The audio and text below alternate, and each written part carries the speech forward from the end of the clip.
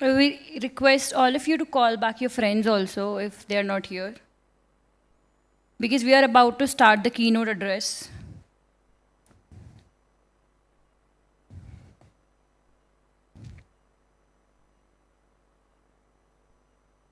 I request the participants to not leave the seats in the front. Start sitting from the front, please.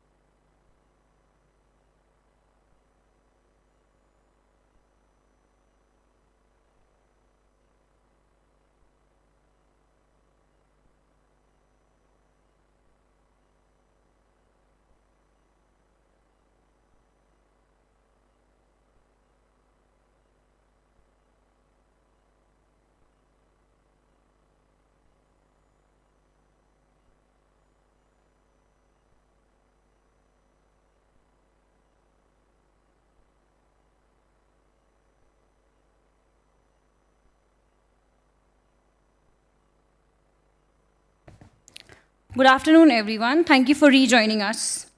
As part of the international seminar, Youth for Impact Driving Equity and Innovation in Sports Leadership at the Indian Institute of Management, Shillong, it is my privilege to introduce our keynote speaker, Professor Kalpana Sharma, Vice Chancellor of the Lakshmibai National Institute of Physical Education. Can we have a round of applause for her, please?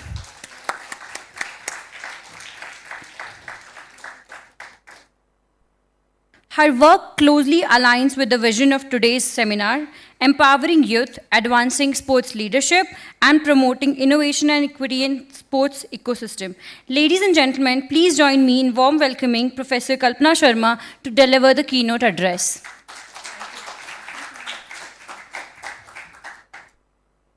Thank you very much.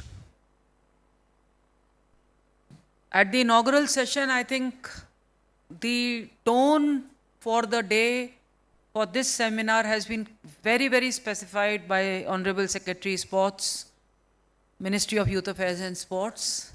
And the whole vision of the Mantralaya today, the whole effort of the Mantralaya today, of which LNIP is also a wing, is directly related to that vision or that clarity in other terms, what has to be done, how it has to be done, who has to do it, what outcome is envisaged, etc., etc., etc. Because that is exactly why IIMs are also doing such conclaves, so that we set the tone, we understand the need, and we at least, if not, motivate one or two of you to drift your journeys towards sport. I understand not all are going to do, but yes, even if few of you are drifting towards sports, it will be a big success of this kind of a conference. So what we are going to talk about, the theme of your conference is Youth for Impact, Driving Equity and Innovation in Sports Leadership. In the morning, I just gave you a glimpse of what leadership I have in my mind. We are not talking definitions. but we are understanding the kind of leadership is required in sport. That would be one of the things which I'm going to talk to you. Then we are going to talk about equity. We have understood the gaps in the morning. When Secretary spoke, he spoke about the gaps in the systems. And gender was a very big gap in understanding that gap in terms of either equity, including equality, if I can term it equity and equality. And yes, innovation, it's the need of the hour.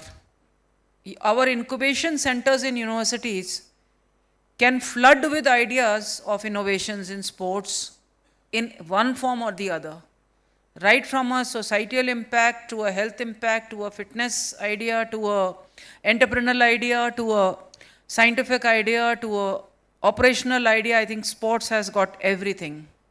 And as the secretary mentioned, that athlete is the center, like athlete-centric, coach-driven is the terminology which he used in the morning.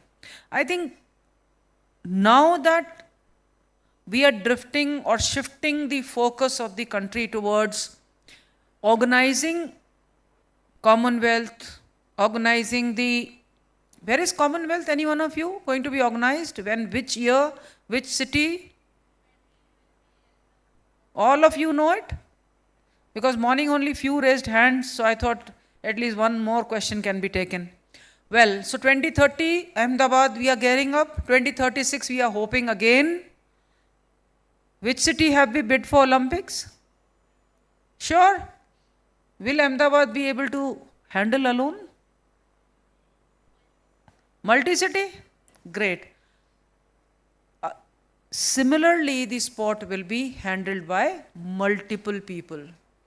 One athlete performs and many will be behind. Well, so then,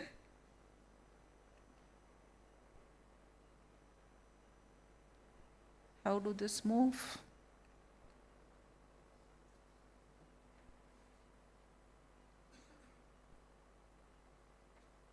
Okay, so let them correct that. What I would suggest, if I can understand, how many of you are teachers here? Teachers. Which one? Okay. Okay. Teachers, few. Students? Okay. And students from IIM only, how many? This institution? Okay, fine. So this helps me in manipulating what I plan to say. Thank you for that feedback. Again, it is not doing.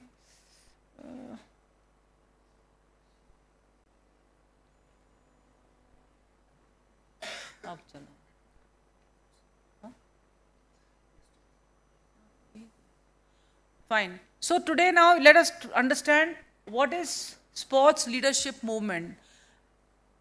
If I want to understand who's a leader, in morning I mentioned that there is a volunteer behind to become a good leader.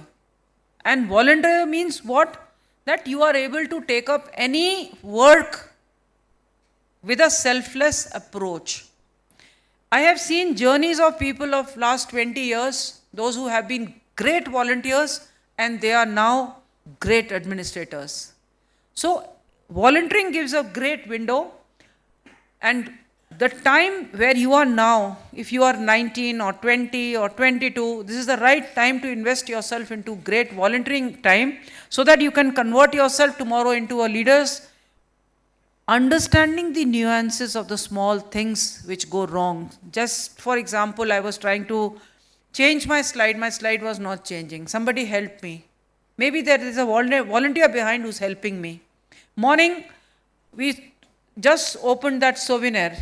Again, there was a volunteer who must have packed it. Tomorrow he will or she will never make that mistake because they know now. So this is the advantage of things. So for us, 65% today, when we are talking, we have population of India which is below 35. And India as a country is investing in people who are below 35. There are various conferences, conclaves, seminars happening specific to this age group which is below 35. It includes sports, it includes wellness, it includes resilience, and n number of such conferences are held. Sports, why sports? The question is why sports? Why this conference, and why youth is the person who has to be engaged into this? Now, sports participation, sports administration, sports operations, all your business principles, whichever you would like to apply, they apply to sports in a broader manner. And when they apply to sports in a broader manner, that is where we are talking about the ambitions of the nation to be completed through the area of sport. So in case we would take up leadership roles from here, we would like to see that all the leaderships include girls, boys, and anyone who would like to be engaging into a sport to have an equal opportunity to nurture themselves into this. And hence, Youth for Impact recognizes that young people are not just the future of sports, they are the agents of transformation today. Just around tea, there was a lot of discussion around people who wanted to talk about what they are doing. And when we understand what they are doing, there are various areas in which now children are engaging from various universities, which is leading themselves towards an areas of sports. So that is the requirement. We should continue with that. This is a very simple image which is trying to talk about equality and equity. And I'm sure equality and equity, how many girls here? Girls here, girls, girls, girls. Great. How many boys or men here? Is it equal? Yes? 48, 52? Something like that? So, nice, good group. That is talking about the equality. And when we talk about equity, how do you understand the term equity for sport in particular? Any example anybody of you want to give? Sir, aap? Equity in sport, क्या बराबरी है या नहीं है बस इतना बताओ. है नहीं है है अच्छा, अभी पता करते हैं है या नहीं है. Equality, same opportunities and rules for everyone. If I am a basketball player, you heard in the morning, I play basketball, I play with the rules of the basketball. The same rules are applied for men? Equal? No gap. Equity, fair outcomes by addressing structural disadvantages.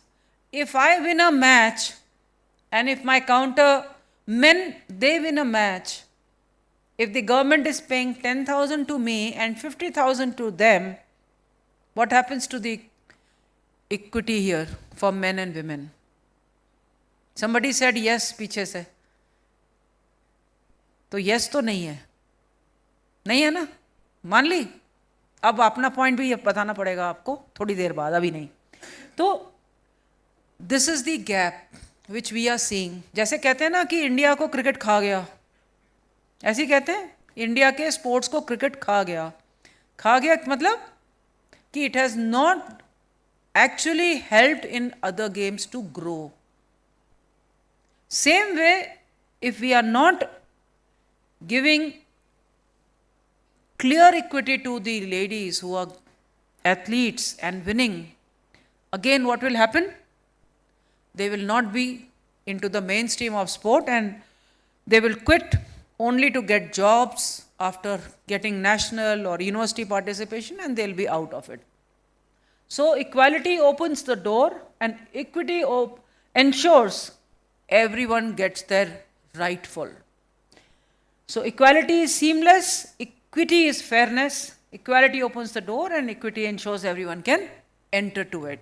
So the idea is that every effort, every policy at the governmental level should be made so that it is for the boys as well as for the girls. It has to be fair enough and equal in that.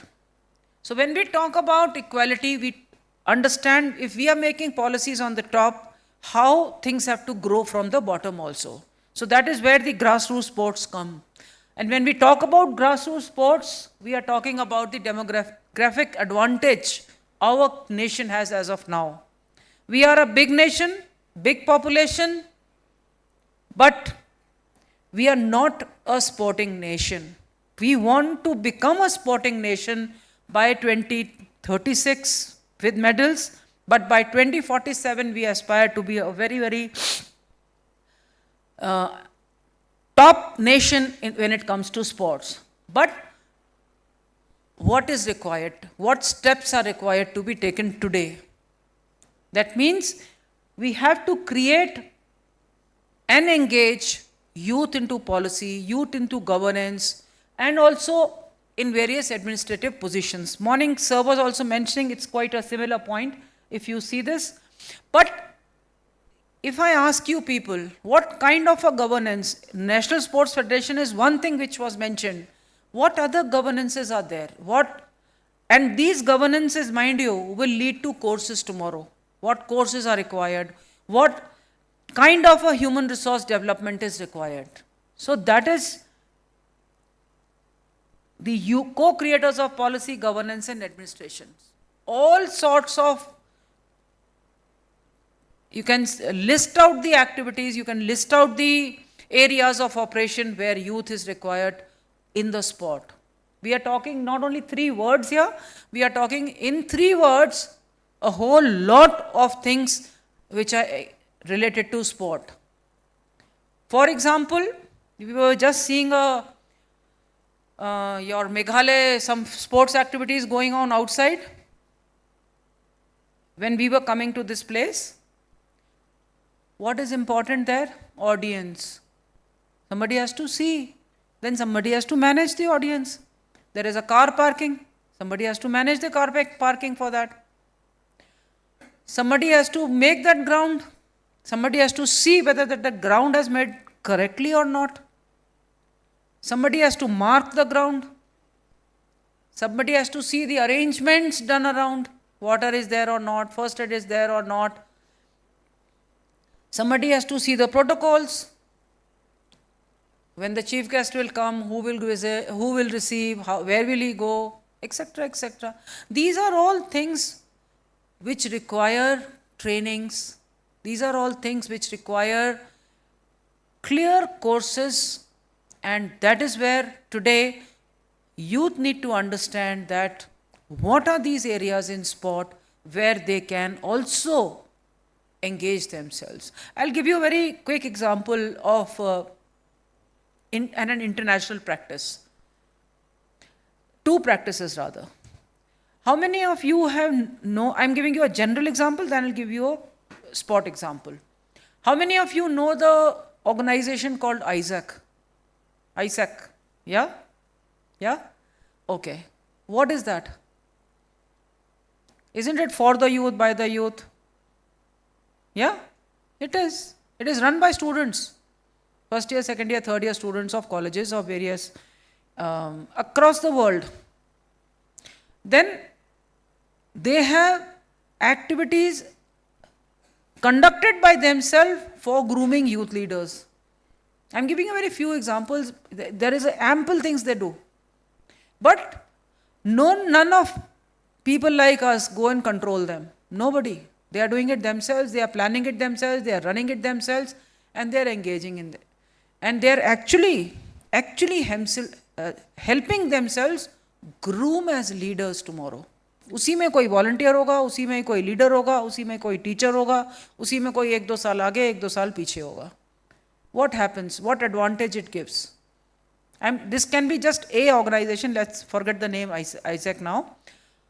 That a organization helps you where? When you sit across the table and somebody is taking an interview in front of you, and you are one of the interviewees sitting and giving an interview.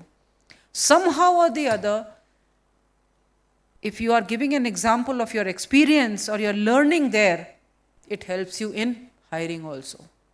So these are the advantages. Similarly in sport, what happens, especially for a group called youth, and how they influence and how they do a volunteering aspect, and why I keep reminding you of volunteering is, if you see large games like Olympics, Commonwealth Games, Asian Games, so many other international sporting events, you will find there is a group of youth who are only and only engaging themselves continually in volunteering into these large sport event. And suppose there is a LA 28 now, Olympic Games, what will happen? Registrations are already closed for volunteers. Again, there is next Olympics 32, already some ads will be going on, register yourself as a volunteer, where you want to go. I mean, there are groups who keep moving as volunteers in various sports. So such is the impact of the larger games, where they engage youth also, and there is a very big learning platform through sport at various functions. I can give you one more example in this. In 2010, India hosted Commonwealth Games, Delhi. How many youth were engaged in the volunteer training? Or let us say another second, how many volunteers were trained during that time in India? No idea? More than 22,000. They were specifically trained. And now, when I say this, none of them were sports person. None of them. There were general volunteers, there were role-specific volunteers, there were venue-specific volunteers. Venue means if there is a venue called a volleyball Commonwealth event area, so how they have to work there, what is the operation style. So this is where you learn general administration, this is where you learn governance, this is where you learn how to talk to the athlete, how to be with the athlete. So there is a lot of scope in this. Then we come to youth represent the future leadership and pool of sports governance. This we've already taken. Opportunity for innovation and long-term institutional sustainability. Now, when we talk about innovation, आप में से कितने, अब तो आप लोग के age group में कोई नहीं होगा, हम लोग जब छोटे थे, what we were doing, हमारे पास खिलौने नहीं होते थे, होते ही नहीं थे, स्कोप ही नहीं था, तो हम क्या करते थे? We used to make our own toys, है ना? We used to make our own ball. What was that? Pure innovation. Pure innovation. You see 5 small children getting together, designing their own game, making their own rules, playing, enjoying, and going home. Perfect example of innovation. But that innovation should not stop there. That innovation should be continued. How many of you are aware? पिट्ठू कितना किसको मालूम है? 1, 2, 3, बड़े लोगों को तो पता है, बच्चों को पूछ, पिट्ठू नहीं, स्टापू, हाँ पिट्ठू ऐसे ही होता है, 7 ऐसे रखते हैं, उसने कितने अच्छे समझा रहे हैं आपको, एक के ऊपर 7 ऐसे स्टोन्स रखते हैं, थोड़ी डिस्टेंस से मारते हैं, उसको पिट्ठू बोलते हैं. स्टापू बताओ भाई. स्टापू वॉज अ गेम जिसमें कि perfect I hand coordination develop होता था. खेला है कभी? नहीं. कैसे बताएं इनको? आओ सुजय बताओ. स्टापू तुम्हें आता है कि नहीं? तुम्हें भी नहीं आता तो गलत है. चलो फिर मैं ही बताती हूँ. स्टापू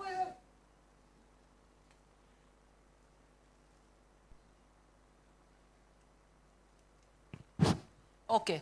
स्टापू जो गेम है कुछ नहीं करते हम लोग, 7 बॉक्सेस होते हैं उसमें.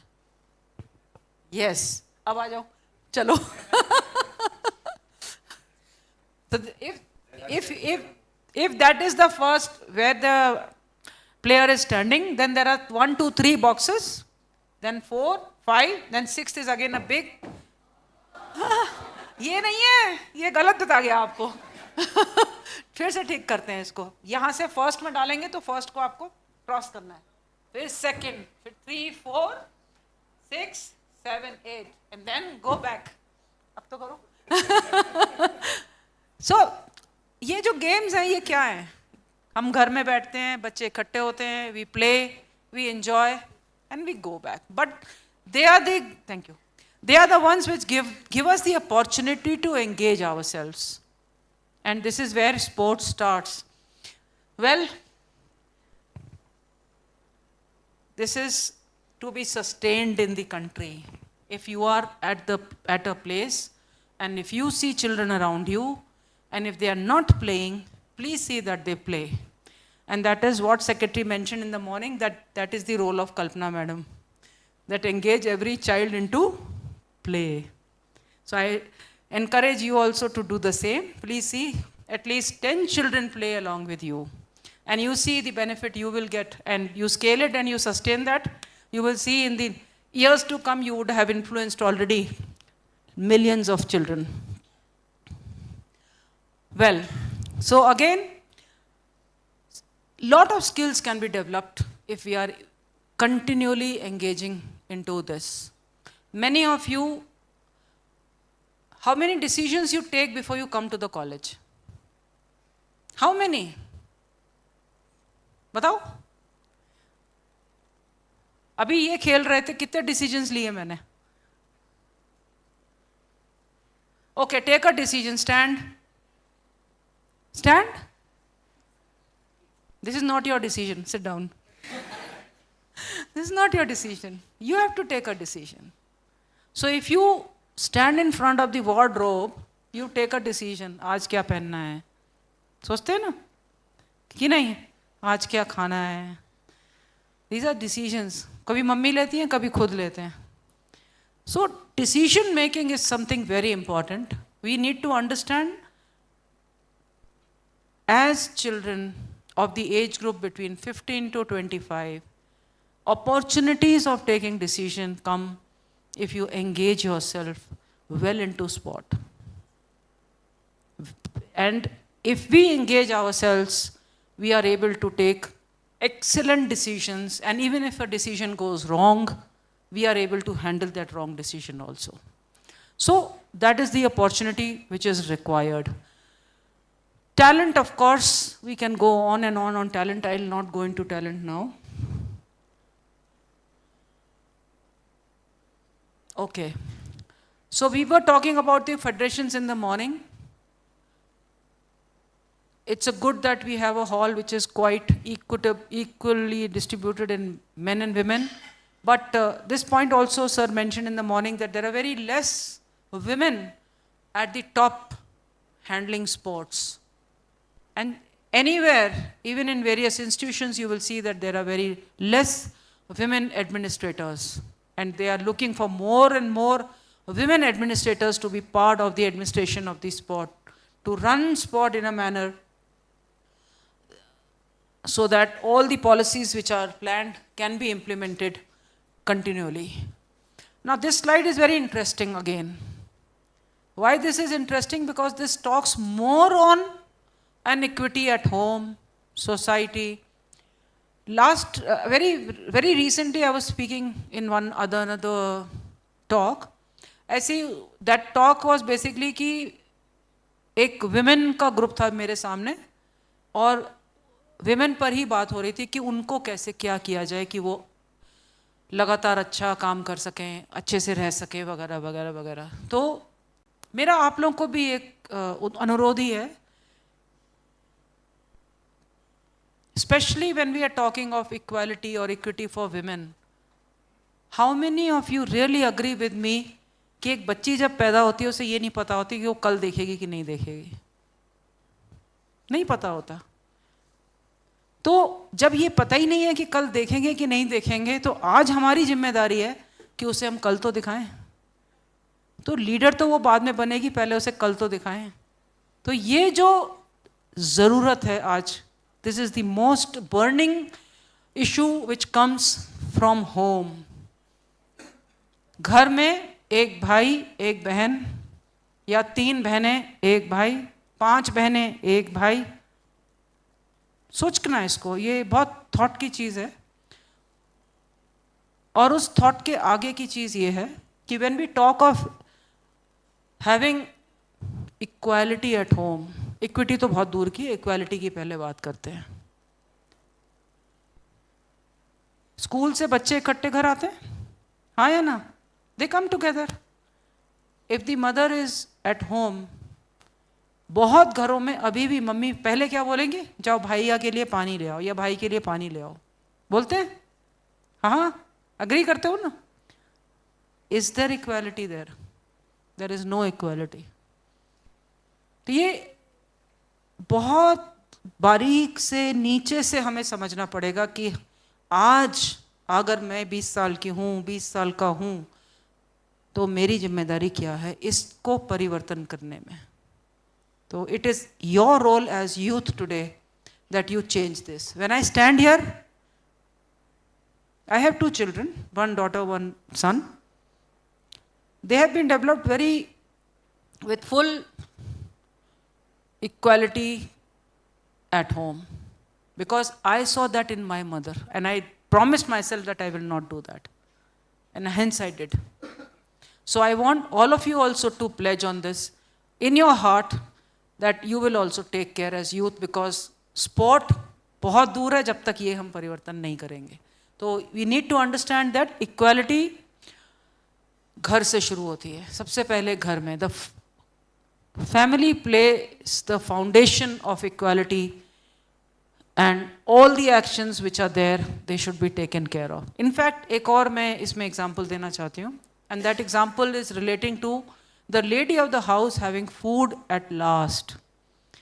अभी भी ख़त्म नहीं हुआ है। सब एक साथ बैठ के नहीं खाना खाते हैं, सबकी थाली में बराबर नहीं परोसा जाता है। ये भी सोच का विषय है, आपको सोचना चाहिए, और आपकी उम्र है उसमें इसको चेंज में लाना चाहिए। एनीवे, ऐसे बहुत एग्जाम्पल्स मिल जाएंगे, लेकिन करना किसको है? हमें ही करना है। So you have to do it, bring that equality, and ensure that there is a time which comes that the girl also has equity at home. We still don't have laws supporting that equity for us, but we can create ourselves by doing that. Second comes your society. क्या कहना? सब विचाराधीन चीज़ें हैं, सोचने वाली चीज़ें हैं। वाकई में चेंज क्या करना है ये भी हमें ही सोचना है। तो अपॉर्चुनिटीज़ देना एक चीज़ हो गई, और अपॉर्चुनिटीज़ के बाद उन अपॉर्चुनिटीज़ में एक सेफ एनवायरनमेंट खड़ा करना भी हमारी जिम्मेदारी है, जिससे कि जो गर्ल्स हैं वो आ सकें। स्पोर्ट्स में गर्ल्स आती हैं, 8th के बाद एग्जिट हो जाती हैं। 8th में आने के बाद the moment they mature, slowly you will find only 2% or 1% of the girls are engaged into sports out of 1,000 lakhs, I don't know how many, but 1% से ज़्यादा rare girls are going to come into sports if there is no safe environment for them, because safety of girls is again a big question, and we are to safeguard as creating that environment. Then the nation, of course, equity strengthens when diverse voices are included in leadership and decision making. This may look like a line, but let us understand the fact behind this line. If suppose in this group you will have roundtable conferences, please do discuss in that. Create that kind of an environment, and instead of an athlete, put a girl there, and a girl athlete there, and discuss that. Equality and equity. You will get a lot of questions what I want to say, and a lot of answers you will give when it comes to the equity and equality. So we've talked about equity at home, and yes, encouragement is there. अभी फिर से बहुत examples आने लगे, दिमाग में नहीं देती हूँ, बहुत टाइम लग जाएगा उसमें। But are we really that happy when our daughter brings a medal, or are we only happy when a son brings a medal? We have to think. We have to think. So recognition is important. Confidence, leadership is important. Swimming भाई को सिखाना है, बहन को नहीं सिखाना है, ये नहीं होना चाहिए. सबको सिखाना है. खेल के लिए सबको समय देना है. इक्वल समय तो नहीं दे सकेंगे, लेकिन समय तो देना पड़ेगा सबको. ये छोटे छोटे चेंजेस जरूरी हैं. एंड जब ये छोटे छोटे चेंजेस होंगे तब एक सोसाइटी ऐसी डेवलप होगी जिसमें कि सभी बच्चे खेलेंगे, एंजॉय करेंगे और किसी को ये नहीं लगेगा कि दिस विल हैम्पर मी और this is what I will lose if I don't do that. So how to do it now? क्या क्या इश्यूज हैं? जेंडर तो है ही, यूथ रिप्रेजेंटेशन कम होता चला जाता है, ट्रू है. रूरल अर्बन डिस्पैरिटीज हैं, अनइक्वल फंडिंग एंड एक्सेस है, and policy enforcement at the larger when we talk of a nation, again that is less of policies which are enforced. But thankfully we have a ministry now who is actually looking forward towards policy driven sport, and I'm pretty confident when I stand here and say that we will be seeing in the few years the changes which we have seen in the policies, the changes in way the administration is being done now. This will bring a big change in the equity also. And of course, our own responsibilities are important. We need to have inclusive governance structure. We need to have safe sports frameworks. We need to have a clear policy actually. And if we don't have a policy, that means we need to design a policy. You children have to think about such policies which help athletes to grow. Then grievance redressal, of course, has to be extremely transparent. Resource allocation should be equal, leadership pathways should be clear, monitoring and accountable mechanisms are to be in place. How to do? Food for thought. Finally, there has to be representation of all in decision-making bodies. Any example you want to give? In sports, if the youth were given certain opportunity toward decision-making of the policies, any one of you would like to answer this question? There is a Bharat Khel Niti 2025. There is a Sports Governance Bill 2025. Do you think that the government gave youth a chance to voice on that? Yes? How?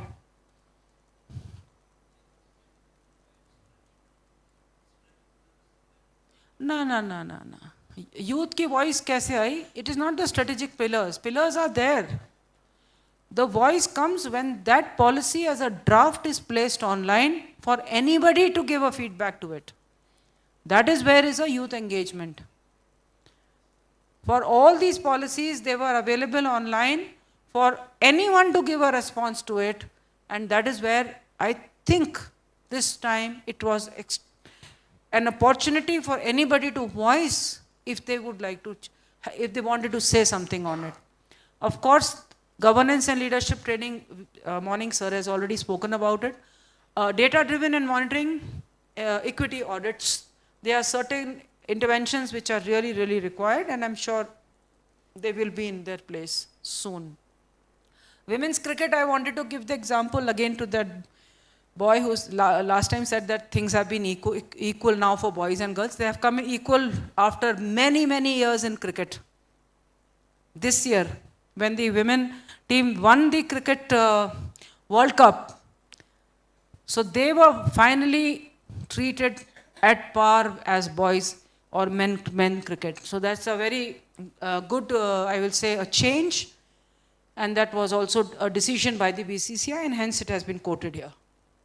Then we come to Mary Kom. Mary Kom is a role model in Northeast, and I think I'll be the third speaker speaking, so I should skip this and move forward. So what is the future vision and what is the youth leadership roadmap? Policy, participation, consultation definitely is one very, very important feature which is required. Youth-led governance models are required. Technology-enabled support systems are required, and once the technology-enabled support systems are in place, all the operational level, I think things will be far better, and we should create from now, and we should start thinking about it so that we are able to implement it if India is allotted the Olympic Games. And we should have a equitable sports leadership. So that's, I'm sure in next 10 years we should be able to achieve that also. And finally, equity in sports leadership evolves from home to society to national institutions. And you must move forward from participant to decision makers and policy shapers. Equity builds the leaders of today, not just champions of tomorrow. And finally, resistance is strongest where the change is most needed. Equity today builds excellence tomorrow. So thank you very much for listening to me.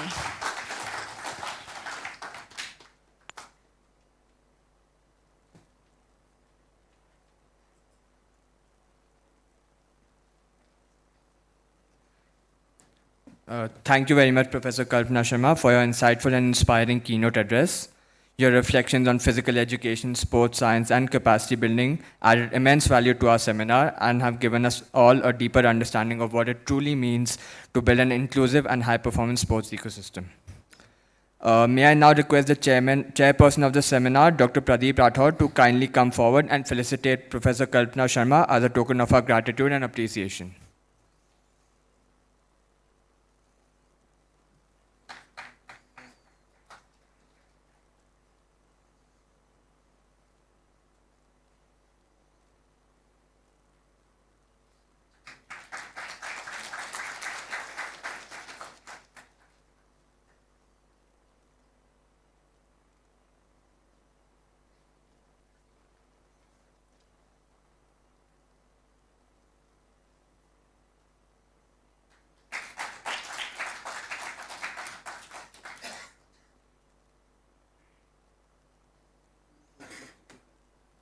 Thank you so much, ma'am.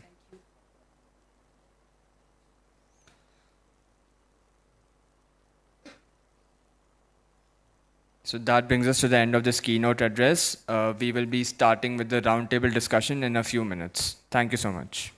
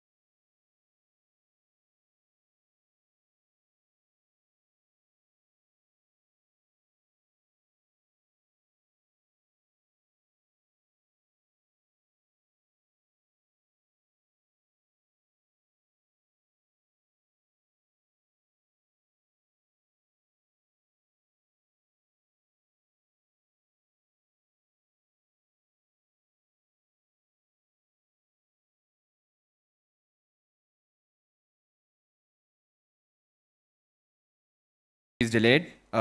Ms. Phoebe Dale Nongram. And Professor Ravi Shankar Bhagat.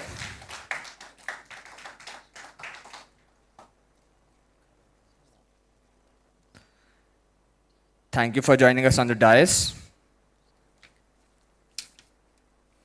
So our first panelist is Ms. Rifinis Warziri.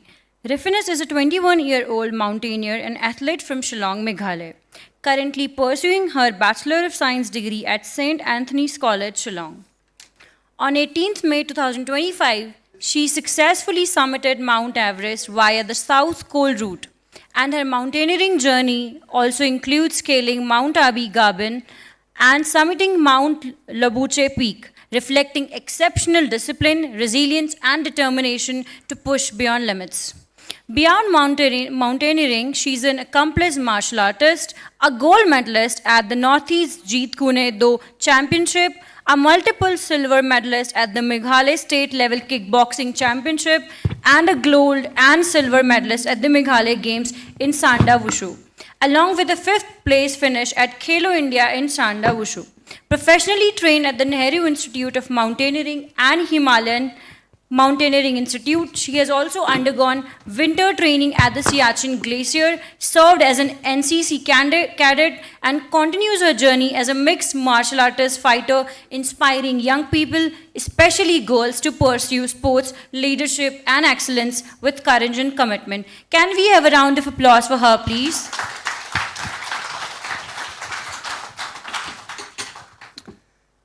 Our second panelist is Shri Kausar Jamil Hilali. Born in Tura, Meghalaya, and having lived and studied in Shillong, Shri Hilali combines deep roots in the region with a distinguished career in public service. He holds an MPhil in political science and has received advanced training at IIM Calcutta, the National Institute of Public Policy in New Delhi, and the Andrew Young School of Policy Studies in Atlanta, Georgia. He is a recipient of the NCPEDP Emphasis National Award for Universal Design in recognition of his contributions to the community of persons with disabilities, and has also been honored with the Chief Minister's Award for Excellence in Public Administration. He currently serves as Special Secretary in the Sports and Youth Welfare Department and as Director General of the Sports Authority of Assam, where he works at the intersection of policy, administration, and inclusive sports development. We are delighted to have him with us today. Please join me in welcoming Shri Kausar Jamil Hilali. Our third panelist is Ms. Phoebe Dale Nongram. Phoebe is a race car driver from Shillong and is widely recognized as the only female racing professional in Meghalaya. She has raced in the Formula 4 series for Ahura. Racing has been rallying in the Indian National Rally Championship, including for teams such as Amified Rallying, Snap Racing, and currently Chettinad Sporting. She recently made history by clinching 3 podium wins at the cross-country rally Dakshin Dare 2025. Since 2017, she has secured multiple wins and podiums across different disciplines of motorsports in India, including vice champion titles in the women's category of the Indian National Rally Championship, and multiple class and overall podiums at events such as Dakshin Dare and Rally of Himalaya. Her career map includes debuting in the JK Tire National Racing Championship, being one of the only 6 women selected nationally for Ahura racing, and making history with 3 podium finishes in a single cross-country rally. Beyond competition results, she uses her platform to motivate young people to strive for their goals, to assert the talent of the Northeast on national and international stages, and to break stereotypes around women in motorsports, supported by significant media visibility and speaking engagements, including TEDx. Can we have a round of applause for her, please? It is my pleasure to introduce the facilitator for this roundtable, Professor Ravi Shankar Bhagat. Professor Bhagat is a professor in the marketing area at the Indian Institute of Management, Shillong. He holds a PhD and an MBA from the National Institute of Technology, Trichy, and a BSc B.Ed from the NCRT Regional Institute of Education, Bhubaneswar. Before joining IIM Shillong, he has industry experience in roles such as assistant manager at Pepperfry.com, consultants, and marketing analyst with Wisdom Infotech's augmented reality division. His research covers retailing and distribution, online and digital commerce, B2B value chains, and consumer psychology, with publications in Scopus Index books and ABDC listed journals. Ladies and gentlemen, please join me in welcoming Professor Ravi Shankar Bhagat. With this distinguished panel before us, we are now ready to begin our roundtable on Beyond the Field, Rethinking Sports Leadership in a Changing India.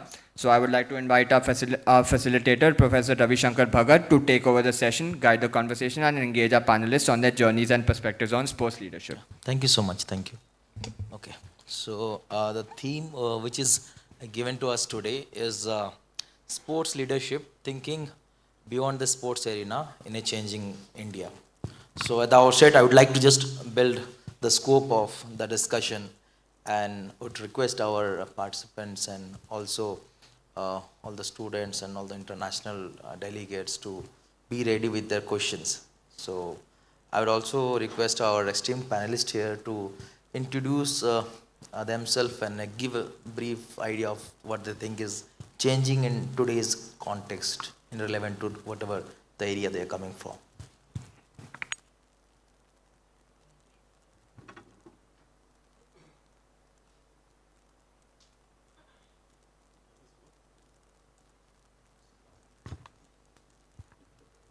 Hello. Thank you. Thank you all very much. It's an absolute pleasure to be amidst such wonderful people.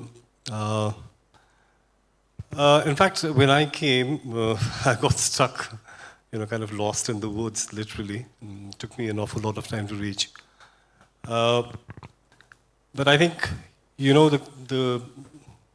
the kind of discussions that we will be having through this session is going to be of tremendous importance, because we would also have some kind of interaction with all of you and have your ideas as to how to take sport forward.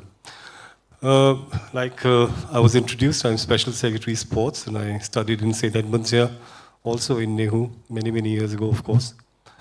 And the thing about leadership today, I think the question of having to reimagine leadership implies that the current leadership is probably, not going exactly in the manner we had probably envisaged. So, what is the kind of sports leadership that we look at? We have people who are into rally driving here, somebody who climbs mountains.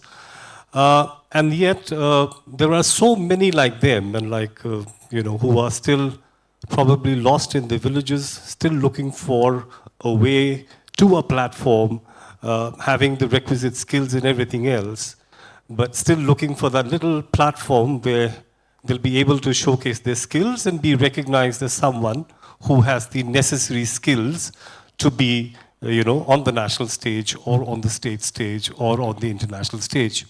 So when the topic itself says reimagining, the first thing implicit for me, if you are management students, is that yes, there is a lot of need for, understanding what kind of, leadership are we expecting to look at in the near future in India.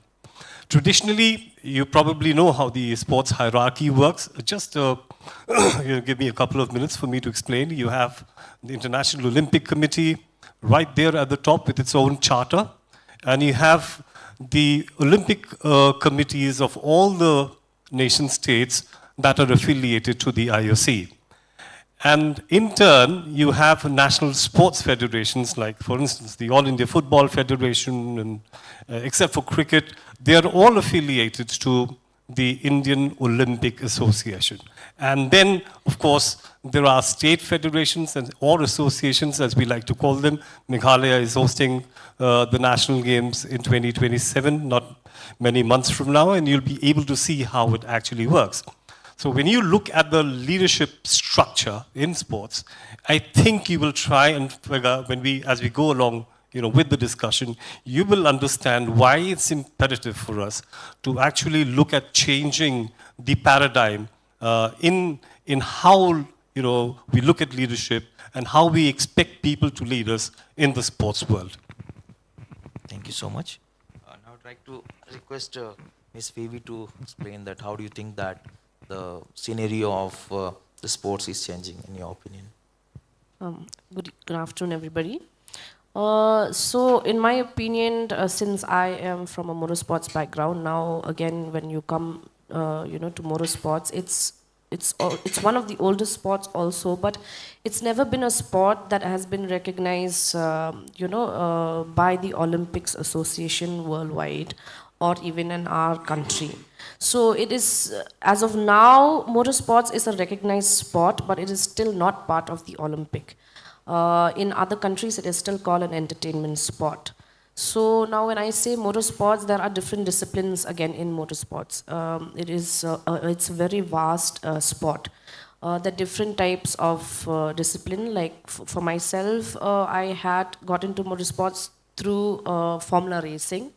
That is one discipline of motorsports. And right now I am a rally driver. Now that is again a totally different discipline of racing. Now, when I speak about motorsports, now we are still a growing sport around the world and in India. Right now, motorsports is actually picking up really fast. We have women who drivers, apart from the men. We do have a category separately for women, but we also have, we generally also compete with the men in general. And so now what I'm trying to say is that motorsports is also getting included with the other sports. Now, when it comes to leadership, now again, other sports, I think, they've been running for decades, over centuries. So there will be leaders that have, put in their effort to bring up a certain sport in a certain state in many ways before us, the ones before us, and then like years ago also. Now, the thing is with motorsports in the Northeast at least, as of now, I have put my foot down and I have created an association in motorsports where I'm tied up with the Federation of India, the federation which gives the licensing, for all the drivers, riders, and also events, motorsport events that's to be held in the country. So I'm tied up with them on behalf of the Northeast and Meghalaya as a whole to bring out drivers and riders from our state. Now, looking forward to the future, we are working on it to, include motorsports as maybe part of the Olympics, or at least for now recognized by the Olympic Association, at least in our state, if not the entire country, at least from my side, that's how much I can, try to work for the youth of my state, that's my main concern. So as of now, we're working on that, and I'm looking forward to talking a bit more later into this sport, as this is my part of expertise in sports. But yes, like Sir had said, before and times and again, like sports have been running under certain associations, certain societies, or someone or the other had taken up the initiative of making sure that things are run, and sports is something which is part of our daily life. But also at the end of the day, I think what we still need to do in sports in general is that we have to stop making athletes look like they're just athletes. I mean, that is a career by itself. We have to stop being like, oh, okay, if you go to college, you have to be an entrepreneur, you have to be a business person, you have to be a doctor, so on and so forth. Because if you're an athlete, I think there is a way to also recognize this as a career where athletes also get, paid for what they do. So anyway, when we get into the discussion later, I'm sure, we'll get to a part where we get to discuss how it's changing and how athletes in today's world have made their sport a career. Thank you so much. Now, my request to Ms. Glory to share her experience with mountaineering, and how do you think that people will take mountaineering as a career option? Good afternoon, everyone. Thank you so much for having me here today. So, as everyone know me as the youngest Everester from Meghalaya. Yes, I summit the world highest peak on the 18th of May 2025. And my experience, thank you so much, sir. And my experience to Mount Everest has taught me a lot. Not just about winning or summiting the world highest peak, but something from the inner that have built me with courage, resilience, and especially climbing the world, that peak as a Mount Everest is very challenging, I can say. I remember that while preparing myself to go for this mountain, it was very challenging. We have to compete ourselves with the other because I was also selected from the NCC, where there were many cadets. There were lack of cadets who were on the selection trials. And from the selection trials, they have to be selected just top 10, which is 5 girls and 5 boys. I remember myself, which is an extremely weather climate condition. I remember in Kashmir, Ladakh, Siachen. I remember we have to run with the extremely bad altitude just to get the top 5 to go for the Mount Everest. It was very challenging. But everything, the experience which I had, everything, it's all taught through the physical and mentally strong we have to be. And climbing the world highest peak, I remember that as a teamwork, also it have to be built. And we have to be confident in ourselves. We have to stay courage, determination, so that everything can work in what you want to be someone else. So this is... So, any question from the audience side? Anybody would like to ask to our esteemed panelist? Okay, fine. I will ask then. So, my question to Sri Kausar Jamil sir. Sir, how do you see that in future we are trying to conduct many games in northeastern states, including Meghalaya? Do you think that many of our youngsters, they will take sports as a profession? I think it's already happening. I won't know about Meghalaya, but across India, I think there is a tendency, like Phoebe said, about looking at sports as a livelihood option. You know, it wasn't like this until 3 years ago, but currently, yes. If you're a good sports person, there are no ceilings left to be broken, literally. Talking about the leadership, you have 2 leaders here. One has climbed the Everest. One is a rally driver, being a woman from the Northeast. That's another barrier that she's broken.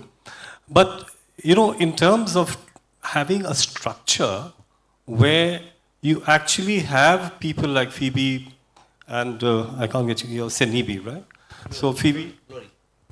Glory, okay. Okay, fine. Okay, Glory. Okay, Glory Wajri.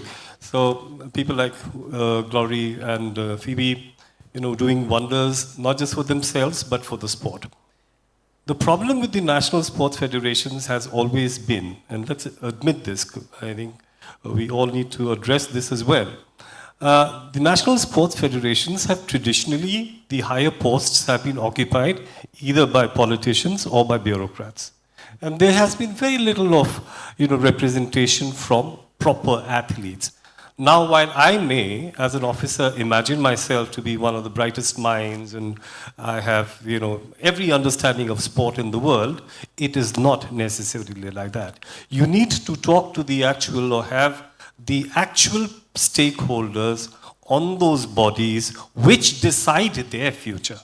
Now, mercifully, now the 2026 National Governance of the Sports Corps has been notified, and there you will find that 50% of the members of the NSF invariably, mandatorily have to be sports persons. So that is a leadership change in the structure that is happening.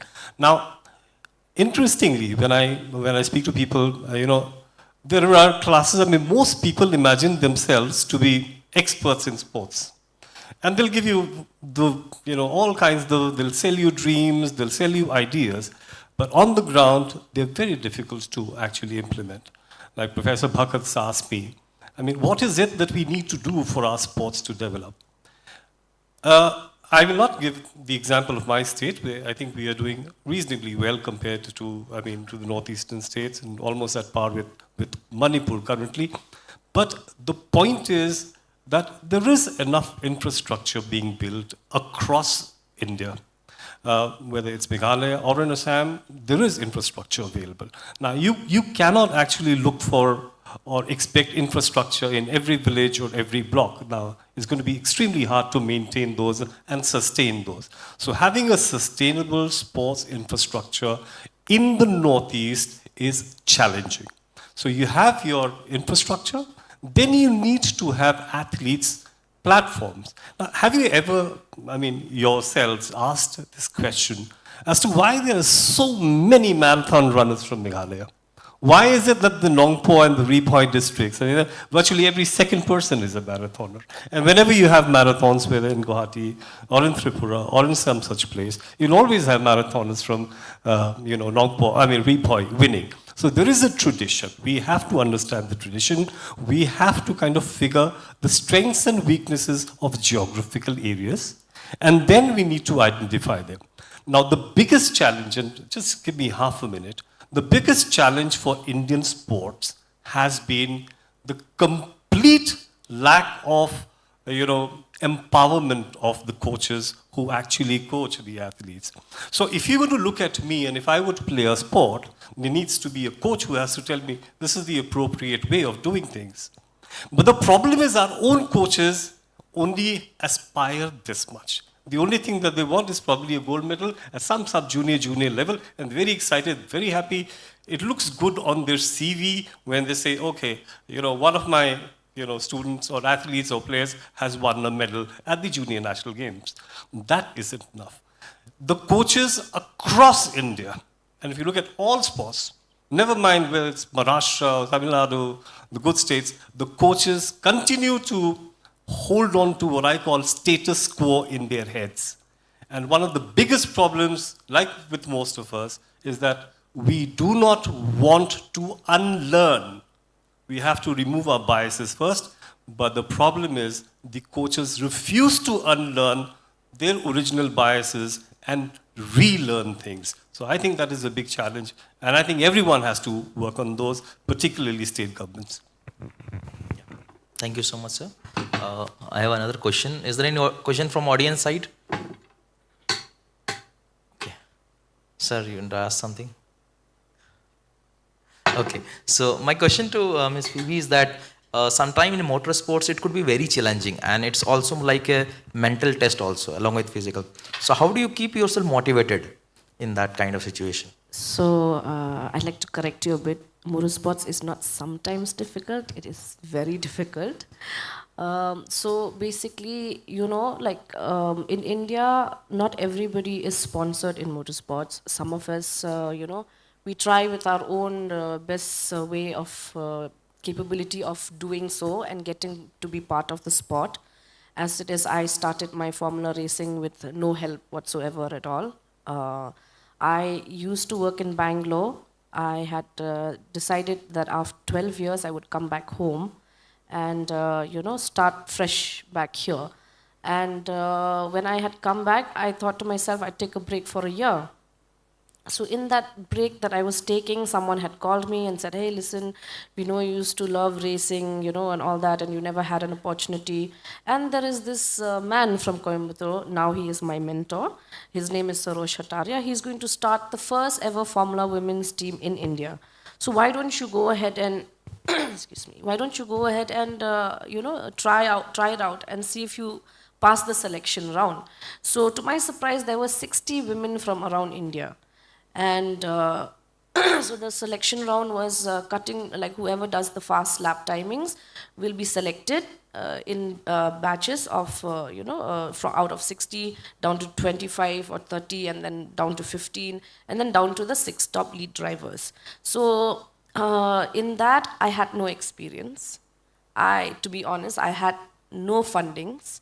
All I had was exactly the amount to fly there, pay for the selection round, do my rounds, make sure that I actually do a good timing on the lap and get my best timing out to make it to the team. I had one shot. So I took that opportunity and, of course, made it to the team. That is when my journey started. Now, how difficult it is, trust me, I can't explain that in words. But I did fight my way. because if I had gotten that far, there was no way I would give up. So then I drove for the team, of course, with my mentor believing in me. And in the year 2021, I had gotten a podium. That was the first time ever someone from the Northeast had achieved a podium in Formula racing. Now, you have to remember, I did not have, so the way to Formula racing, the basics is go-karting. I have zero go-kart experience. I was born in a small town like Shillong. The only experience I have is driving on the normal road like everybody else when they go to work or go to school or go to college. You know, that's all. There was nothing extra that I learned out of driving a normal car. But my driven passion that I had since I was a kid was that one day I just need that one small opportunity. That's all. And in that small opportunity is where I had to prove myself. So my journey started from there. And it looked good that I got there, but it wasn't as good because it is a very, very difficult journey. So now coming to the question that he says, is motorsports difficult? Now, everybody can go drive. If you have money, see, motorsports is a rich man's sport. And sometimes I have had comments from people from Meghalaya. You know, they want to go to this sport, but they say, Nee, I don't have money. What do I do? How did, you must belong to a rich family. I said, no. When I started, I barely had anything, but I did not stop there. I tried finding my way. Now, I've worked for a while, so that money that I've saved, I've put it all into motorsports. It's like, for me, it was like, put it all in. If I fall down, I can start again. You can always start again. But you should not let go of that opportunity that you get. So I took that opportunity and I went for it. So after this, now the pandemic had come. Now again, in motorsports, it's very difficult. If you get a podium and a sponsor recognizes you, they would like to invest in you. But unfortunately for me, right after I picked up the podium, it was COVID. So everything was shut. Now I have to start from scratch. Now everything I've done is lost. So when I came back, my mentor at that time gave me a chance. He said, come, drive 1-2 rounds. Let's see if the sponsors catches you on track and sees how you drive, then maybe we can look forward from there. So I did go for 2 rounds and it just didn't work out for me anymore because it got really tough, the competition got really tough. Then I shifted my driving towards rallying. Now, Formula again is different, rallying is again different. Now I've shifted to rallying, I had to start from scratch. But I think getting into rallying was a little bit easier for me because Formula, again, it's a little difficult in India, and then, there's a lot to it, and plus, if you were younger, it would have been easier for you to get sponsors, and for my time for Formula, it was a little bit too late. So rallying has no age limit. You can be 60 and still rallying, but you can't drive a Formula car and be at the top at 60 because of reasons like the G-force and the demands of how fast the car is, how you have to handle the car and all that. Of course, as you get older, your body doesn't allow you to do that. So I got into rallying, and rallying was a safer sport for me. And same thing, I drove my first rally because someone had believed in me and said, we will send you a car because there was a round that had happened of the INRC, the Indian National Rally Championship in Arunachal. And it was happening in our state, right? Our sister state in Northeast. So they said, you should go for it. I said, but I don't know how to handle this rally car. Of course, if you look at it from outside, it's a road car, but it's built differently. So I said, I don't know. They said, just go drive. We know you can do it. So I went for a category called INRC 4. That is all the sedan cars in rallying. So I had gone for that, and we had night stages, we couldn't see, it was raining, But now again, here is another opportunity for me to start rallying. So to myself, I thought, should I give up? Can I do this? Can I even see anything? Can I drive? It was so difficult. And in rallying, you have to have 2 teams. That is your co-driver and you. So your co-driver reads you something called pace notes. And these pace notes are made by me, a driver, on how I see my track for rallying. So that way. So then I went for the Arunachal rally, and somehow, there also I was like, okay, now this is my only one shot, so I didn't give up. And then there I landed on 3rd place podium. And that again was another history that I created on behalf of Northeast in rallying. And also the competition was general with the men, with the boys. So yeah, and from there forward, that's when my journey started specifically. Now, how difficult is it? From then onwards, I would get up every day and I would train myself. I would train my body. Of course, when I was growing up, when I was a student, I like partying. I like to do all the things that everybody likes to do. But now when it came to this sport and it came to a point where all my effort had to be put into this, I changed my whole plan, my whole diet, everything. That effort had to come from me, because if you want to be a champion, first you need to work with yourself. So it is very difficult, because our training for formula and for rallying is double. I mean, for rallying is double. Like, I would have trainings of a boxer, of a footballer, of a fighter, and of course of a rally driver and a marathon runner. All these athletes put together is what the workout I need to achieve for my body to get to be at that spot where I can hold these cars in place and put them on the track and drive them. So it is not easy at all. Of course, there are people who love to do it for fun. They just come, they don't work out, they don't put that much effort. But of course, the point here is to be a champion and to fight and to be on a podium each time. And for this, you need consistency, you need sacrifices. So those are the things which I have done so far to get to where I am. Of course, it's not been an easy journey. It is definitely a difficult one. Thanks for sharing the fighter spirit. My question to Ms. Glory is that if some of our youngsters who want to summit the Everest, so how do you give them a kind of a plan to reach that summit? Like, what should be the preparatory steps? Thank you. So, as from my experience, I'd like to share you, like, from the beginning, how did I start my journey? So, my journey to Mount Everest, first, I was from my NCC, because I'm a cadet from St. Anthony's College. So, I was informed that there was a selection for the Everest. At first, I was like, because there was many selection. There were paragliding, because in adventure there are many disciplines, just like adventure, like in paragliding, Everest, parasailing, water rafting. There are many adventures. Firstly, if you want to explore like mountains, or it can be any, you should first start from your heart. Do you really want to do it? Because if you don't start from yourself, if you don't test, if you don't know what you want, it's gonna be very hard to go more further. So firstly, you have to know which part you're going. So my journey from there it starts. So from Shillong, I did my selection, and I'll tell you my selection at first. I was not selected at first. I was sad, yes, that I didn't get selected. But then somehow there were one cadet who were unable for her to go, but because I was on the reserve, so I get a chance from her place. Then from that, I was like a little bit motivated from that as well. So from Shillong, we have to move to Guwahati. In Guwahati, we have again the selection from all the 7 sister Northeast selection. So from there, I was get motivated from that reserve that I will do well from here onward. That I'll do to finish this until I reach to the top 10. So in Guwahati, after my selection, then I get shortlisted. Again, I have to move to Delhi for another selection. So the selection is going more and more until the training selection as well. I did my training in NIM, Nehru Mountaineering Institute, HMI, Siachen, Army Mountaineering Institute. Till then also, I have to compete myself with others, because there were many of cadets who were selected who want to go for this field. So we have to fight ourselves, we have to keep motivate ourselves, we have to keep the confidence in ourselves that you can do it. Just like if you believe in yourself that you can do it, yes, you will succeed in anything in your life.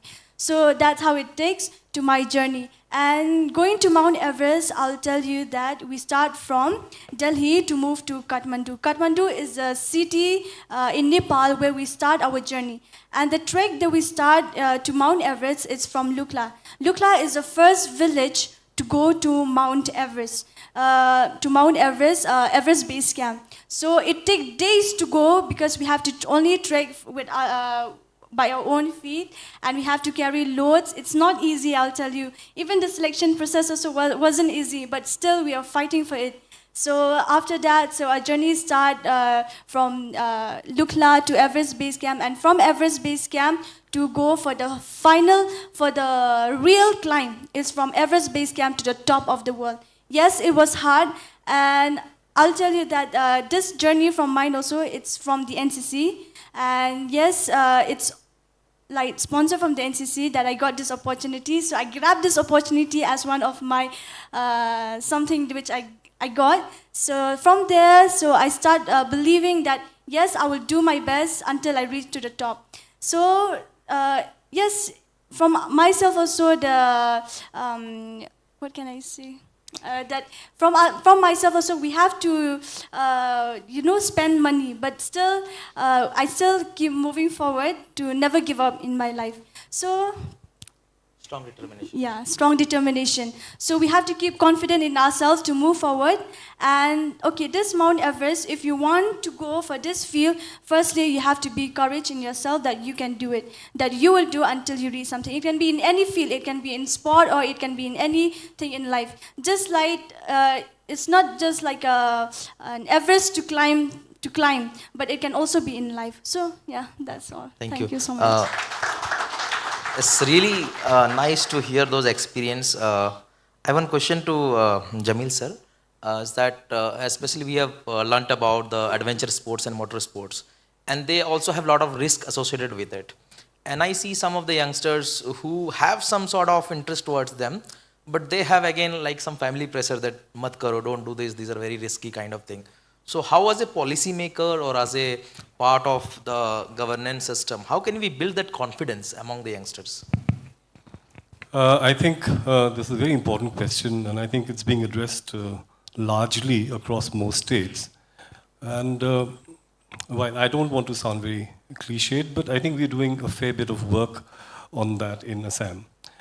If you ask me how, we have, I mean, as a state, 3 high-performance and sports rehab centers set up by the Abhinav Bindra Foundation Trust in Assam. So what does that really involve? Why do we have in place a place like that? The idea is, when you assess someone, I mean, psychologically or physiologically, there are things that the coach's eye might miss when the coach is actually trying to teach you something, but technology seldom misses that. So we're using technology to understand the strengths and weaknesses. This is the physiological part of every athlete. As on date, we have more than 54,000 athletes whose database exists with us. And every 3 months, what we do is, we try and we do a reassessment to figure whether, the rehabilitation or the interventions that the center has, prescribed for them, whether they are working or not. So here we are. First thing we do is assess a person, and again, over 3 months, after 3 months, we reassess the person to see if there are any significant changes in the physiology as was required. Now, when it comes to the psychological counseling, I think all of you will probably, agree with me, a country of 1.4 billion, and we still don't have an Olympic champion. We didn't have one last year, the last time. We don't know whether we're going to have one. So one wonders whether we actually lack that killer instinct, something psychological. Otherwise, we are extremely talented. We can very well, we go up to the Asian Games level, we win medals there. The para team did so wonderfully well in the Asian Games. The normal sports athletes, they've won medals at the Asian Games, but when it comes to, the World Championships or the Olympics, we invariably fail. Now, why does that happen? So this is also something that we're trying to do. One of the ways the governance can come in and step in and, push these people who are kind of probably weak in the head, like Glory says. It requires a lot of determination. The initial push is, has to be good, has to be scientific, has to be, extremely, proper and effective. For that to happen, I think that counseling is important. Now, what happens at the end of counseling? We have examples, particularly in badminton. You're probably aware we have the National Center of Excellence in Badminton in Guwahati. And there were a couple, a couple of players, I wouldn't want to take the names, who invariably lost out at the semi-final or the quarter-final level, although they used to, win their games, the early on games, very easily. Now, when we tried to understand why that was happening, we figured that one of the reasons was that they did not feel that they were capable of beating their opponent. And it's then that they were, counseled for almost about 2.5 months. And then at the end of it, this boy who belongs to a tea tribe, is from a tea garden, near Silchar, he ends up, partnering with somebody and winning the gold medal in the Nationals Doubles Seniors Championship. So it's very important to have counseling by your side. It's important to have IT by your side, because unless you do that, unless we figure what is wrong with me or what is right with me, it's very difficult to take athletes forward. I'll give you another small example of what we are doing with the Abhinav Bindra Foundation. We have something called the Sport for Life with them. So what is the Sport of Life scheme that we have with the Abhinav Bindra Foundation? It's a very simple scheme where, like Phoebe says, sports can be, extremely expensive. Sports like golf is expensive, rallying, of course, it is. Then shooting is extremely expensive. So, what we have done? There are a lot of players who fall by the wayside because of injuries, while they are on the career path. I'll give you an example. Alan Dury used to play football for Lajong, I think, at some point in time. He lives here. He's married to a Khasi girl. And so he had an injury where, the doctors actually said, there's nothing that we can do. Under that same agreement with Abhinav Bindra, we are permitted to treat up to 100 athletes free of cost. The entire expenditure is borne by the Abhinav Bindra Foundation, and all we need to do is recommend, say, Phoebe, or me for that instance, having a very serious injury, requiring surgery, and they have a panel of doctors across India. You can choose the doctor, get yourself, operated upon, and you can come back to our center for rehab. So, over and above your skills, you need this backup with counseling. That's extremely important. And then, of course, you need to have, one scientific way of assessing whether the interventions that have been suggested are working on the athlete or not. Thank you. My question to Ms. Phoebe is that, how do you get inspired? Who are some of your inspiration and motivation which made you join this adventure sports and motor sports? So basically, it started actually when I was a kid. My father, when we go out for this family outing and all, I think most, some of us also must have, our dad must have put us on the lap and be like, oh, here, hold the steering wheel. I think most of us, when we're kids, that's what they do to us. So I think my father doing that to me was what got me the interest in cars and bikes. So that's where it started. And when I got a little older, I got curious. By then, I couldn't, sit on his lap anymore, and I couldn't maneuver the steering wheel anymore. So then I got curious. How do I move this whole thing? How do I move this car?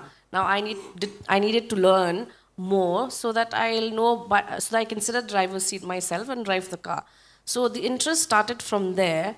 And once I'd learned how to drive the car, now I understood that this car is like, when you're a kid. So I grew up like a tomboy, so I never played with dolls. So I mostly played with remote control cars and all that. So it was from a point where I'm like, okay, now I move these small cars with a remote control. How do I move this big car? For me, that was the question. So then, because of that interest, I dig deeper, and I'm like, okay, I told my driver then, I'm like, please teach me how to drive. What do you have to do to actually move this thing? So when I've learned how to drive, then the interest was like, oh, this thing, it's in your hands and you can do so much with this thing. It was just not a car for me to get from point A to point B anymore. It was something which had an engine and which could do things, which could climb a mountain, which could do a variety of different things. So I found it very interesting. And then at a certain age, I got to know that there's something called racing, that these cars, these engines are put to test, and the best man who drove it well would be a champion and all that. So that I got to know about Formula racing. So I didn't know much about rallying then. It was just MotoGP and Formula racing. I mean, back then, you know, we really not introduced to motorsports as much, but only these two sports are there on television, of course, Formula racing and MotoGP. So that is where my interest had come from. And then, yeah, as I went by in life, I started falling in love more with the car and bikes also. I used to ride bikes also back then. At one point, I thought the car was safer to race in, so I got into the car. But nonetheless, I still ride bikes. So these engines had become my first love. Like, you know, I didn't know anything else other than these engines. So for me, you know, my interest started from there. And then as I grew older and then I looked into the sport more, I got deeper, you know, who are the drivers, who are these champions, how do you become a champion, all that interest. And then for me in Formula, I think I had a few idols, I mean, a few role models basically to look up to. One would be Ayrton Senna because of how he fights on the track. He has a very different outlook and a different way of fighting his, you know, his battles at the track. Each lap that he goes, he has a very different strategy towards it. It is not always like, you know, I need to show that I'm the better driver, but more or less it's more about like him trying to strategize and knocking down the drivers at each lap. So he was a very different driver, but unfortunately he passed away very early. Then comes Niki Lauda. He was also one of the drivers that, you know, that had very strong resilience. He didn't give up. He, like, you know, he had an incident where the car was burnt. He had burnt bruises all over his body, but he still came back and drove. So these role models, these men actually in Formula One were some of the men that actually gave me some interest and, you know, some like something that I could look up to, like to not give up and to keep going forward, because I think that, you know, being determined and being able to tame your mind comes from within, and it comes with a lot of work of you getting to know yourself first. So that journey is a very long journey. So seeing them and, you know, them not giving up, like it's okay, tomorrow is another day, let's try this again. That is where I drew my inspiration from. And then when it came to rallying, I don't know how many of you all know, but there is a woman who was a world champion at one point of time. Her name is Michelle Mouton. Michelle was the only French girl who was beating all the men in rallying. And all of them would say, you know, she's not capable, she's a girl, you know, she can't drive this car because it's too powerful. But she says, I don't want to talk, I just want to drive. So I drew inspiration from her in rallying. The same resilience, the same attitude that I had towards the sport was similar to hers. So when I found her, I think I looked up to her quite a bit. She's still alive now. She's still there. She's still she's handling the Women's Commission in Motorsports in the World Federation. And, you know, so I looked up to her. So I drew inspiration from all these people. And of course, sometimes I need to inspire myself about myself too. What I mean is that, you know, there are days when this sport gets so difficult mentally. Like Sir said, when you assess an athlete, you need to assess physically, mentally, how capable they are and all that. So the same assessment for me as well, you know, I have to take up because I need to know myself. So that assessment does not come, you know, I don't go to a rehab center or the gym, you know. That comes with me, with myself in one space, you know. I sit with myself, now I think, how do I look at this? Like Sir said, you know, there are so many people who get podiums in the sport, in different sports, but what makes a champion? Now that would take a lot, you know, mentally, physically, emotionally. Emotions also play a lot of role when you know, you are competing at that level and the pressure is there. So how do you overcome all of this? You know, all these things matter. And yeah, so at sometimes I have to inspire myself by telling myself that I can do it, you know, that you've come this far. There's no way going back. There's no way sitting in the middle level. Now you need to reach the next level. So, you know, all these things, these words of affirmation or inspirational quotes, like, that I need to remind myself for me mentally, to make sure that, mentally I am prepared. So these are the few ways that I draw inspirations from. Thank you so much. Any question? Okay, I have one last question to Miss Glory. As that, what was the your mindset when you just conquered the Everest? Can you explain in words that moment? So on time when I passed it from Everest Base Camp to Camp 1, because from Everest Base Camp, I'll tell you that it takes 5 days to reach at the top. From Everest Base Camp to Camp 1, it takes 1 day, and we have to stay there for 1 day. And the next day, we have to go in to pass to Camp 2, and from Camp 2 to Camp 3, and from Camp 3 to Camp 4. But in Camp 4, I'll tell you that we can't stay there. Why? Because we are in a dead zone. Why dead zone? Because it is at the elevation of 8,000 meters and above, which is lack of oxygen. And I remember myself wearing an oxygen to myself and keep motivate to myself, because in high altitude we have no strength to speak to each other. We feel like we less appetite. We can't even have like much of food and all. The only thing we survive there is, I will tell you that, it's water, protein bars, like a porridge type, which is ready-made. But still, we don't have the appetites to have at the elevations of high altitude. So I remember reaching at the Camp 4, still my heart was like, I don't know, can I do this or not? Because I remember while climbing, while on my journey, there was one thing that I saw is the dead body, yeah, which make my heart very, scared. But still, I have to keep motivate myself. I came this much till Camp 4. It's just one more push that I have to push for the summit. It's not easy, and I feel like I'm giving up at that time. I feel that why did I come in this place? That it's very hard. But still, I keep motivate to myself. Because there's no one to motivate, because we are wearing an oxygen. In times when we communicate with each other, I'll tell you that either you show a thumbs up, which you are good, or thumbs down, which you can't go more further. Either you have to come back. So that was really challenged. So I remember for the final push from the Camp 4 to reach the summit, I have to keep motivate myself. Glory, you can do it. Push more harder. Just one more step, and it will be over. But then I keep moving step by step until I reach the top. And time when I reach the top, I'll tell you what time I reach at the top is at 4 a.m. in the morning. We move, thank you so much, and we move from Camp 4 from at the evening, like 6:30, 7 p.m. in the evening.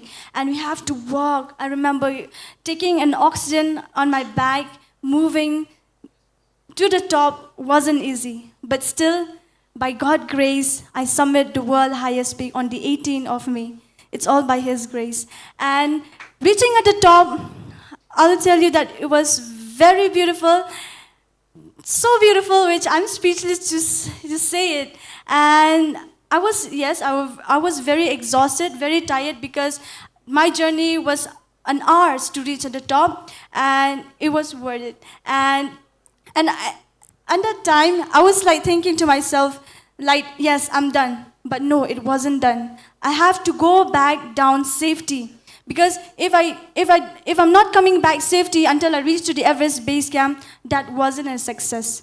You have to be back to the Everest Base Camp safety, so that the journey to Mount Everest will be success. So that's how I experienced at the top. We are together, like along with the Sherpa. Sherpa are also one who are guiding us. They are the local people from Nepal who are taking all the climber there. Which are they're also very helpful for us as a climber. We also need the Sherpa to guide us to the route to climb Mount Everest. So that was my experience. Thank you so much. Please give a very big round of applause to all our esteemed panelists. And I hope it was a great experience for you all. And I'm really feeling goosebumps here. So thank you so much for the esteemed panelists. Yeah. So I think that's all for the day. Thank you very much, Professor Bhagat, and a heartfelt thanks to our panelists, Ms. Rifinus Glory Vadri, Ms. Phoebe Dale Nongram, and Sri Kausar Jamil Hilali for a truly insightful and inspiring discussion. This conversation has taken us beyond the field to questions of resilience, policy, inclusion, gender, and youth leadership, and has offered powerful role model stories for all of us gathered here. We will now proceed to felicitate our panelists as a token of our gratitude. May I request Professor Pradeep Rathod to come forward for the felicitation. We'll start with Ms. Rifinus Vajri.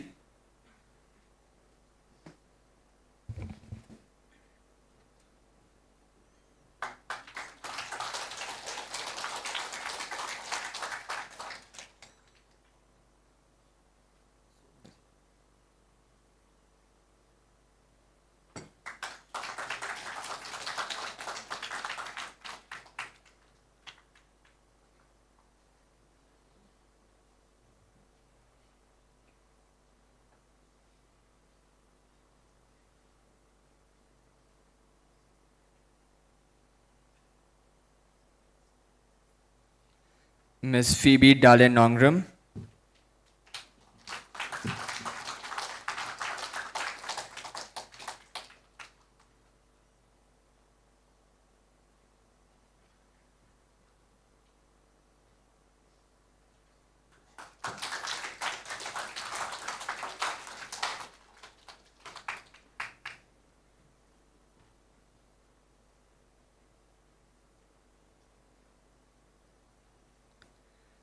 Sri Kausar Jamil Hilali.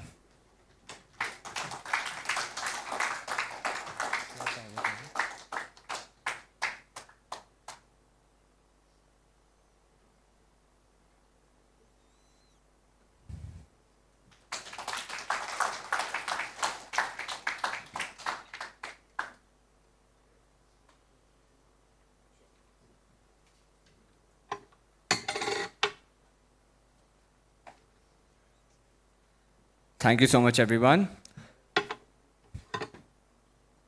And yes, also to Professor Ravi Shankar Bhagat.